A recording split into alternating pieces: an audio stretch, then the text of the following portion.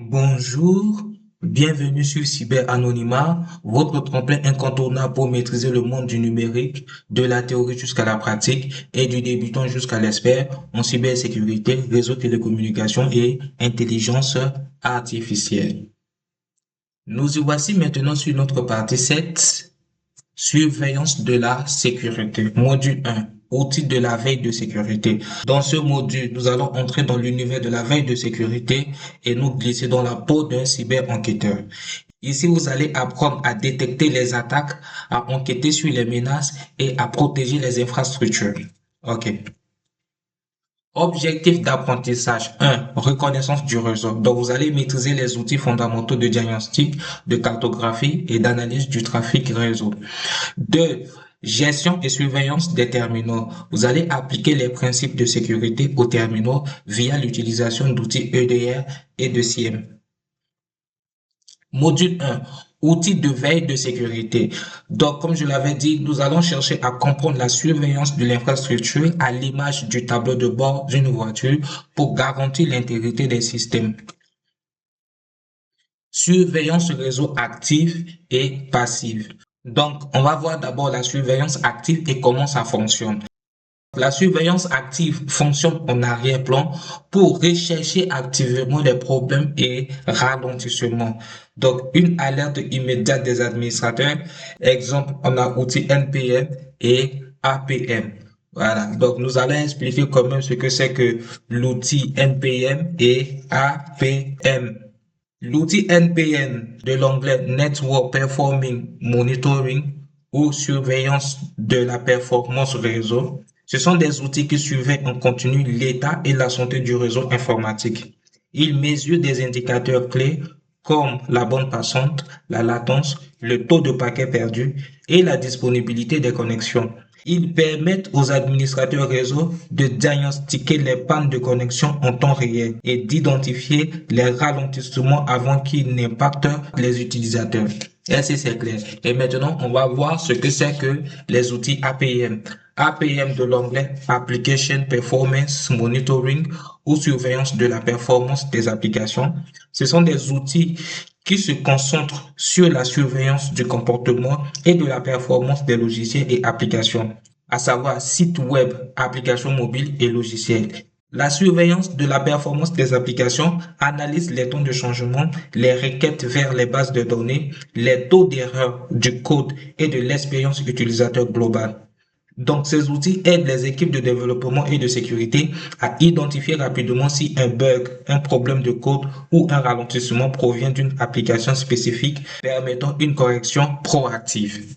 Et de l'autre côté, nous allons voir la surveillance passive. Donc, la surveillance passive surveille et enregistre ce qui se passe sur le réseau sans interagir activement. Donc, cette surveillance va effectuer une collecte continue des données pour l'analyse des tendances à long terme. On a exemple l'analyse de trafic ou des journaux. Outils de surveillance sur réseau. Donc, voici les outils de surveillance sur réseau que nous avons à notre disposition. On a les outils qui nous permettent de scanner le réseau. Les outils de scan de réseau permettent de détecter les hôtes actifs. Les adresses IP permettent de cartographier le réseau et d'identifier les vulnérabilités ou services non autorisés. On a Nmap et Zenmap. Zenmap qui est la version graphique de Nmap. Donc, nous allons voir tous ces outils aujourd'hui en pratique sur d'un vulnerable web application. Deuxièmement, on a NSLOOKUP. NSLOOKUP interroge le DNS pour obtenir des informations d'adresse IP, de nom de domaine. On l'utilise pour résoudre les problèmes de connectivité et d'enquêter sur des domaines malveillants. On a TestPin. Le test PIN mesure le temps nécessaire au paquet de données pour voyager d'un point à un autre, permet de détecter les ralentissements et de diagnostiquer les performances. Est-ce que c'est clair? Outils de surveillance réseau 2. On a analyseur de paquets, on a sniffer. Ici, les analyseurs de paquets, que on appelle également les sniffers, permettent de faire une capture et une analyse de chaque paquet de données en transit sur le réseau. Ces analyseurs de paquets observent le comportement des applications et détectent les activités malveillantes. On a les analyseurs de paquets comme WeSharp et TCP-Dump. TCP-Dump, là, on va l'utiliser en ligne de commande tout à l'heure. Et enfin, on a Traceroute. Traceroute qui suit le chemin exact emprunté par les paquets de données. On a SoRouter, temps de réponse. Il est indispensable pour localiser les pannes et les retards réseau. Écosystème de sécurité avancé.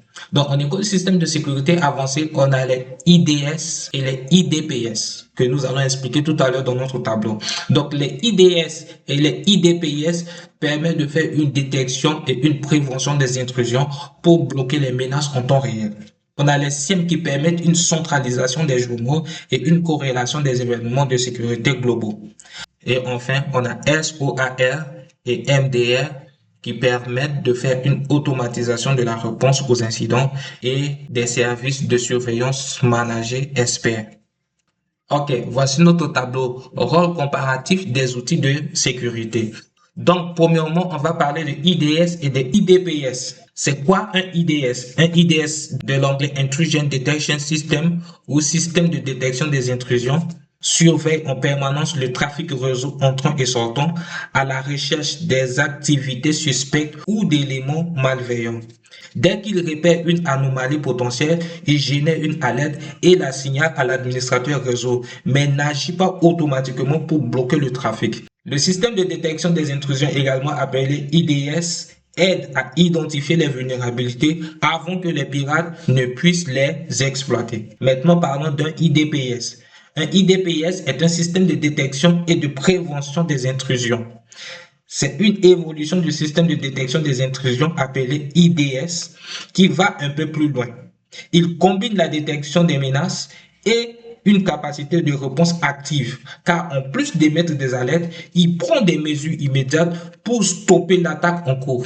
Est-ce que vous voyez? Voilà, c'est ça la différence entre un IDS et un IDPS. Donc, on peut voir ici, au niveau de la détection, c'est trafic suspect. Au niveau de la réponse, on a quoi? Blocage automatique. Et au niveau de la prévention, on a une vulnérabilité réseau.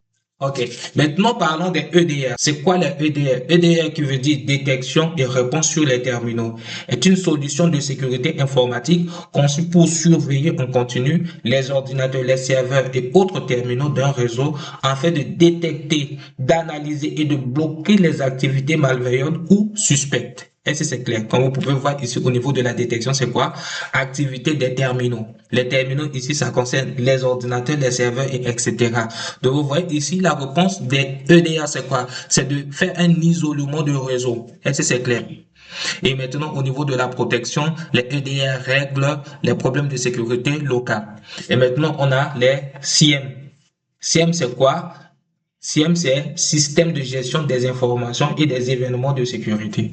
Donc, on voit ici au niveau de détection, on a une corrélation multisource. Au niveau de réponse, on voit que les SIEM font une vue d'ensemble d'analyse. Et au niveau de prévention, c'est identification des failles. Est-ce que c'est clair? Voilà. Surveillance des applications, avantages clés. La surveillance des applications nous permet de faire une détection précoce, c'est-à-dire ça nous permet de limiter de manière immédiate les dommages lors d'une violation. Est-ce que c'est clair? Et ça nous permet de réagir en temps réel en émettant des alertes instantanées sur les comportements anormaux et à la fin une évaluation des vulnérabilités, c'est-à-dire la surveillance des applications nous permet de faire une analyse proactive du code et des dépendances. Voici un exemple pratique de TMBG Tech qui concerne la protection d'une application web traitant des données sensibles en identifiant client. Ici, l'objectif c'est quoi? C'est de faire une surveillance continue du trafic et des journaux pour contrer les accès non autorisés. On a Azure Insight, on a Splunk, on a Datadog. Est-ce que c'est clair? Ok. Surveillance des utilisateurs et UEBA. Voilà. C'est quoi UEBA? De l'anglais User Behavior Analytics ou analyse du comportement des utilisateurs et des entités. Ce sont des outils qui associent l'apprentissage automatique, également appelé machine learning, et l'intelligence artificielle pour identifier les comportements inhabituels des utilisateurs. Ok. Donc, pour la surveillance des utilisateurs, on a menaces internes. Le but de la surveillance utilisateur orientée vers la menace interne, c'est de faire une détection des comportements anormaux, abus de droit d'accès ou téléchargement suspect par des salariés ou comptes compromis. On a une analyse du comportement des utilisateurs, également appelée UEBA, qui est une utilisation de l'intelligence artificielle et du machine learning pour établir des profils comportementaux de référence et détecter les anomalies subtiles. Et enfin, on a les outils du marché. On a IBM QRadar, UBA, on a Splunk UBA, on a Fortinet, on a FortiInsight, on a Microsoft Azure ATP pour l'analyse comportementale avancée. Est-ce que c'est clair? Voici notre la pratique et sa résolution. L'exercice pratique en entreprise. Donc ici, en tant qu'apprenant en cybersécurité, vous allez vous connecter à DEM Vulnerable Web Application et chercher à atteindre les objectifs ci-dessous. Voici les objectifs. Maîtriser les outils de diagnostic réseau fondamentaux. On a Ping, on a Nmap, on a Zenmap, on a NSLOOKUP, on a Traceroute, on a TCP/DOM et Wireshark. Vous allez effectuer une opération de reconnaissance du réseau de sécurité et interpréter les résultats. Vous allez identifier un comportement anormal d'utilisateur via une simulation d'outils UEBA. Et à la fin, vous allez rédiger un rapport d'incident préliminaire conforme aux exigences d'un centre opérationnel de sécurité d'entreprise. Voici notre correction étape par étape. Donc, en phase 1, on va faire diagnostic et cartographie réseau en utilisant Nmap pour scanner le sous-réseau de la zone démilitarisée de l'adresse IP 192.168.10.0/224 afin d'identifier les hôtes actifs et les services ouverts non autorisés. Phase 2, vous allez faire une investigation DNS et de routage. Donc là, vous allez valider la résolution de nom d'un domaine suspect observé dans les logs à l'aide de NSLOOKUP et tracer le chemin réseau avec Traceroute. Phase 3. Vous allez faire une analyse de paquets grâce à Wireshark. Vous allez isoler une capture réseau suspecte au format PCAP pour identifier une exfiltration potentielle de données. Phase 4. Vous allez faire une détection comportementale en analysant une alerte UEBA concernant un compte compromis accédant à des ressources administratives en dehors des heures ouvertes. Donc, pour notre pratique, nous allons nous rendre sur Dev Vulnerable Web Application et donc à l'huile Linux pour exécuter les différentes étapes. Très bien. Allons maintenant sur Dev Vulnerable Web Application. Ici, la première chose à faire, c'est quoi? C'est de chercher notre adresse IP. Pour trouver notre adresse IP, on va taper ifconfig.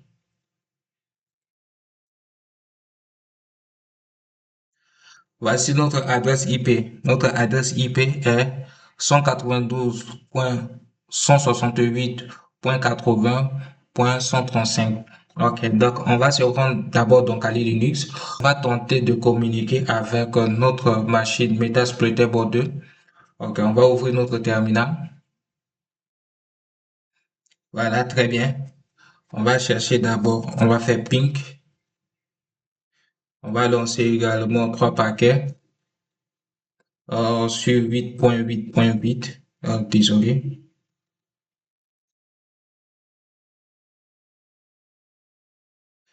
Voilà, ping, 3 paquets sur 8.8.8.8. Très bien. On va voir. Ok, très bien. Donc, comme vous pouvez voir, on a envoyé 3 paquets. Vous voyez 3 paquets envoyés. On a dit 3 paquets reçus. On a 0 paquet perdu. Et voici notre temps. Voilà. Donc maintenant, on va essayer de communiquer avec notre machine Metasploiter pour voir est-ce que ça réagit. Voilà. Donc notre machine c'était 192.162. On a 80.135. Voilà, si je me trompe pas. Ouais. On a 192.168.80.135. Ok, point 135. Très bien. Donc on va envoyer. Voilà.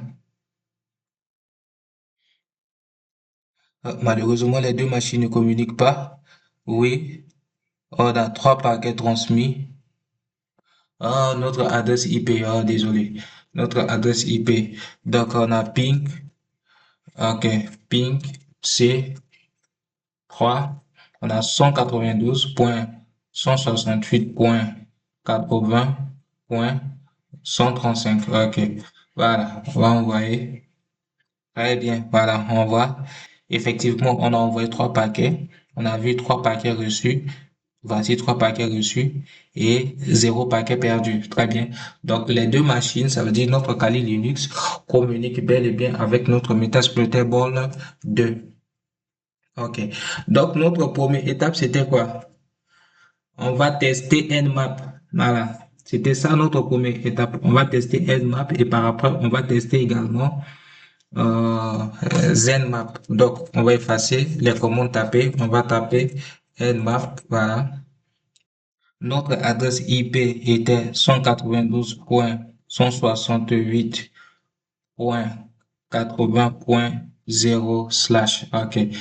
Donc, je vais vous expliquer pourquoi on a mis -SV. -SV permet de détecter la version des services actifs. Est-ce que c'est clair? Et le P ici, ça correspond au port. Donc, on va faire une analyse depuis le port 1 jusqu'au port 1024. Est-ce que c'est clair? Ok, donc le on ici va envoyer le résultat de notre scan dans le fichier de la zone dématérialisée de l'audit scan.txt. Est-ce que c'est clair? Donc, on va taper entrée. Voilà. Voici notre résultat. Est-ce que vous voyez? Qu'est-ce qu'on voit? Là, c'est le résultat du scan avec Nmap. Voici les ports couverts. Les ports couverts, ce sont les ports communs open. Donc, on voit que le port 21 est ouvert. Le port 22 également est ouvert. Le port 21 qui correspond au service FTP.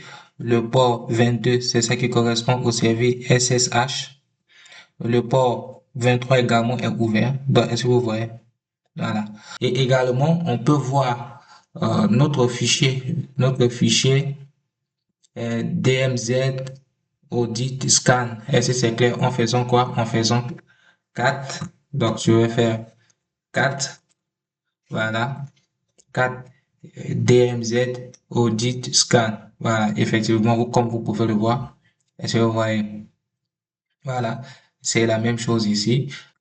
Je peux ouvrir encore un autre terminal, vous allez voir, ça sera la même chose. Donc, je vais ramener ici directement sur le résultat et puis je vais faire 4 pour voir ce que le résultat nous donne. Est-ce que vous voyez? Effectivement, on a les mêmes choses. Ok, très bien. On va garder ça, on va ouvrir ZenMap pour voir le résultat de ZenMap.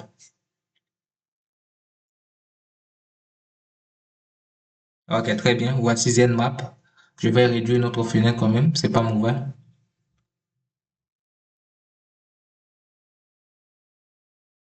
Ok. Donc, ici, je vais taper notre adresse. Je vais voir notre adresse IP. Voilà. On a 192. Voilà, on a ça. Donc, notre profil ici, c'est quoi? C'est de faire un scan intense. Maintenant, on va lancer scanner. Voilà. Ok, d'accord. Donc, on va remonter pour voir le résultat de notre scan effectué par ZenMap.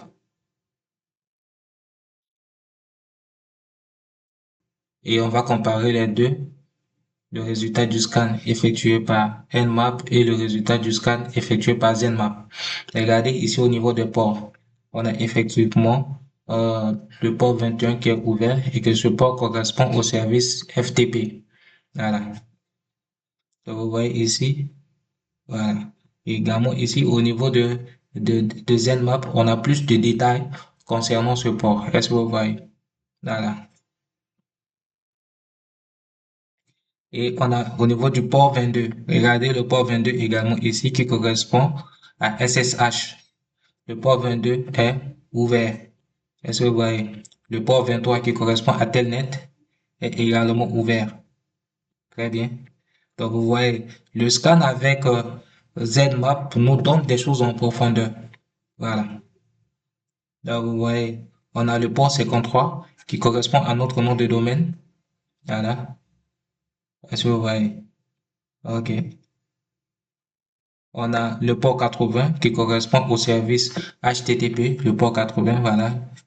On a vu également que Dell Vulnerable Web Application est une distribution de Linux. Donc, on a Ubuntu, voilà. On a le port 111, voilà. Le port 111, est-ce que vous voyez? Très bien. On a le port 139, effectivement. Donc, vous voyez que ça soit avec ZenMap ou avec Nmap, on a presque les mêmes résultats. Mais ici, avec ZenMap, on voit bien que le résultat est plus enrichi et approfondi que dans ZenMap. Ok, très bien. Donc, après celui-là, qu'est-ce qu'on va faire? Après cela, on va faire une exfiltration avec NSLOOKUP pour voir est-ce qu'il y a une adresse IP qui est connectée sur notre machine. Voilà. Voilà, donc je vais faire clean. Donc on va faire une exfiltration avec NSLOOKUP. En tapant quoi? En tapant NS. Voilà, NSLOOKUP. Voilà, c'est notre nom de domaine qui sort. On va taper entrée.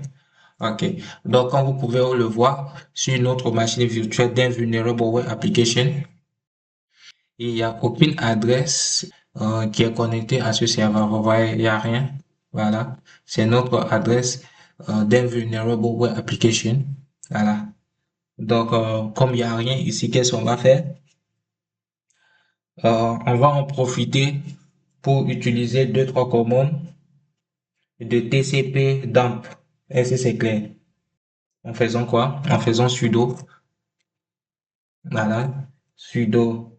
On va taper TCP, TCP dump, host. On a 192.168.80.135. Voilà. On nous demande notre mot de passe. On nous dit que, oh, dump. Oh, c'est sudo TCP dump host. On a 192.168.80.135. Ok, très bien. Voilà. Donc, n'oubliez pas, avec dump également, on peut faire des captures de réseau, vous allez voir. Voilà. Ok, ça va prendre un peu du temps. Donc, en attendant le résultat de TCP dump, on va faire trace route. On va taper la commande trace route. Voilà. Ok. Je vais effacer. Donc, on va faire trace route. Trace route. Voilà, notre commande est là. Ok, très bien. Comme vous pouvez voir, avec trace route et en même temps, voici TCP dump qui est en train de faire les captures du réseau ici. Est-ce que vous voyez? Ok, très bien. Voilà. Est-ce que vous voyez? Ok. Donc, je vais appuyer CTRL-C pour voir. On a fait combien? On a 26 paquets capturés. On a 26 paquets reçus par filtre et on a 0 paquet perdu. Est-ce que c'est clair? Voilà, c'est ça. Voilà. Voilà. Donc, prochainement, on va voir comment analyser tous ces paquets. Ok. Voici avec trace route ici. Donc, on va en profiter également pour lancer Wireshark. Voilà, donc en tapant Wireshark, donc Ali. Très bien. Ok, très bien. Donc je vais faire une capture de trafic réseau sur Wireshark. Donc je vais ouvrir FileZilla. Voilà.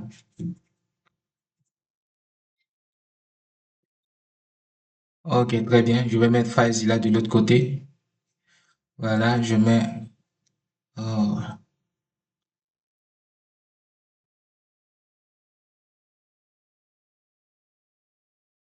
Ok, très bien.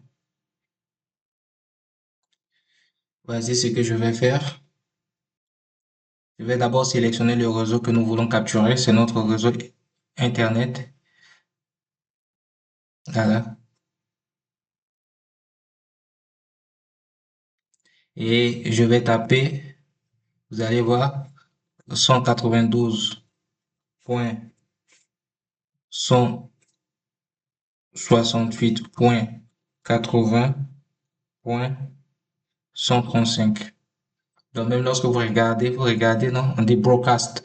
Ok, on va faire entrer. Et si vous voyez, voilà, on est sur le navigateur de Metasploiter 2. Les rouges, ce que vous voyez en rouge, ça veut dire quoi? La page a fini de se charger. Là, c'est fin. Vous voyez ici, RST. Voilà. Donc, je vais ouvrir encore d'un Vulnerable Web Application, vous allez voir. Ok, est-ce que vous voyez comment ça se passe? Vous voyez? Là, on a transfert de protocole TCP, est-ce que vous voyez? Et que fin également de protocole TCP. Lorsque je vais cliquer sur Login, vous allez voir ce qui va se passer. Est-ce que vous voyez? Ok. Est-ce que c'est clair? Donc, prochainement, comme je le disais, prochainement, nous allons analyser en détail, voilà, ces différents paquets. Donc, pour aujourd'hui, c'est juste une découverte pour voir de manière générale comment est-ce qu'on peut se servir de ces outils de reconnaissance. Est-ce que c'est clair? Ok, très bien. Voilà, c'est ici que prend fin notre formation d'aujourd'hui. Donc, merci pour votre attention et si vous avez des questions, n'hésitez pas. Merci.